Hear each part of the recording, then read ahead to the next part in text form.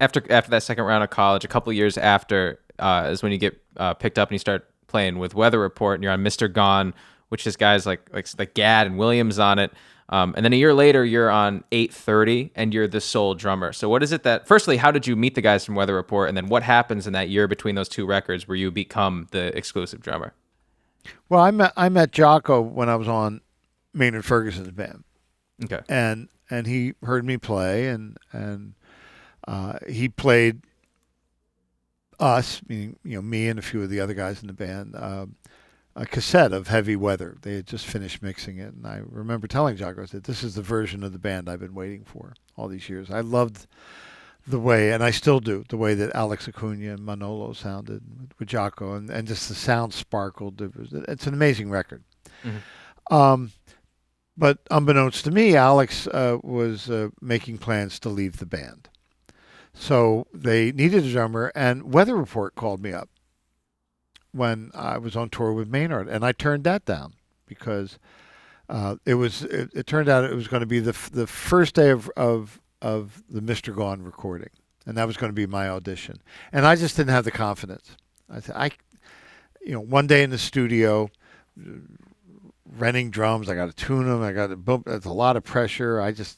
No. And there was a lot of bad snowstorms. What if I can't get back in time for Maynard? He'll be hung up without a drummer. I can't do that to him. So I think Weather Report was a little bit impressed that I turned him down. Mm-hmm. And so they called me again, and I didn't turn him down a second time.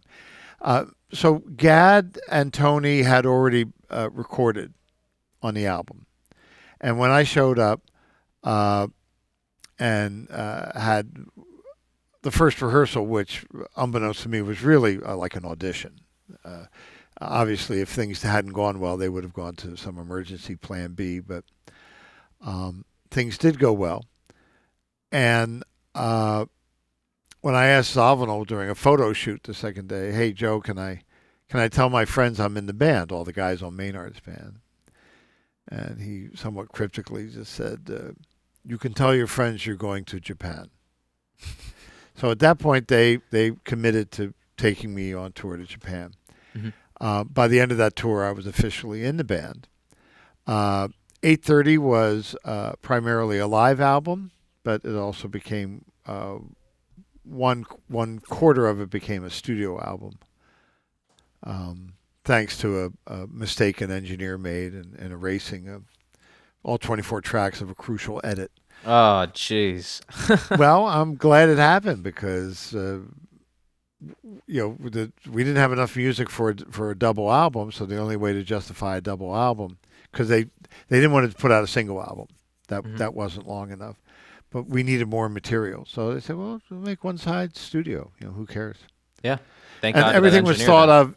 Everything was thought of in terms of LP sides. Now with compact disc, you don't think that way. But I have a home movie from a Michael Stern recording session, and what my dad captured was Michael and I, and I think Jim Beard were talking about. Well, if this is the third tune on the first side, Mike, each solo chorus is like 42 seconds, so add it up. Max, you could do three choruses. Mm-hmm. And if a song was loud, you didn't want to put it at the end of the side for mastering, unless the album was short enough.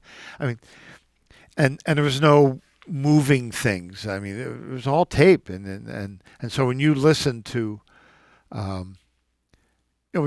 Jeff Porcaro drum track, and the incredible pocket, that guy. There's no computers. I mean, that's just, these drummers played that way. They played perfectly.